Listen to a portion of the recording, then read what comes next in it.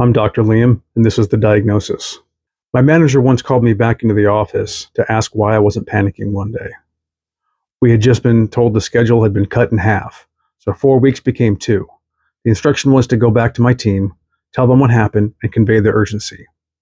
I asked a few questions and calmly walked back to my desk. My manager pulled me aside. They wanted to know why I wasn't stressed, why I wasn't showing the proper level of concern.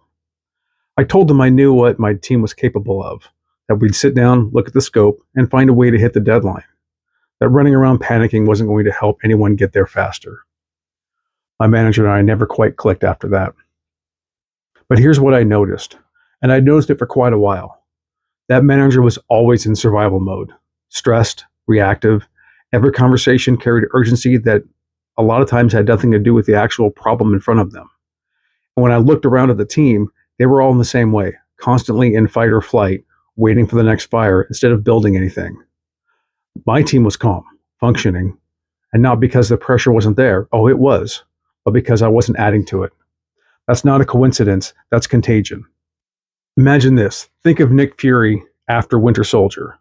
Shield had collapsed, every safe house had been burned. That posture kept him alive, but the team around him had no full picture, no ability to plan, just react. That's not true leadership, that's a trauma response wearing an eye patch. I've watched this play out in game studios, in classrooms, in corporate teams. The industry changes, but the mechanism is identical. When a leader shifts into reactive mode, their time horizon collapses. They stop scanning the horizon and start fighting fires.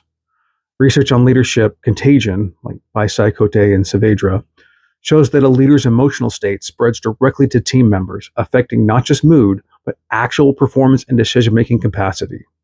And Easterbrook's Q utilization research from 1959 explains the cognitive mechanism. Under stress, attention narrows. Leaders in survival mode stop seeing the full picture. And because teams read their leader for cues about what that matters, the team's attention narrows too. Every move looks like progress, but nobody is navigating. Here's the thing about being in survival mode. It doesn't feel like panic from the inside. It feels like urgency. It feels like caring deeply. It feels like being the only one who understands how serious things are. That's what makes it so easy to sustain and so hard to see. The leaders I've respected most weren't the ones who never felt pressure.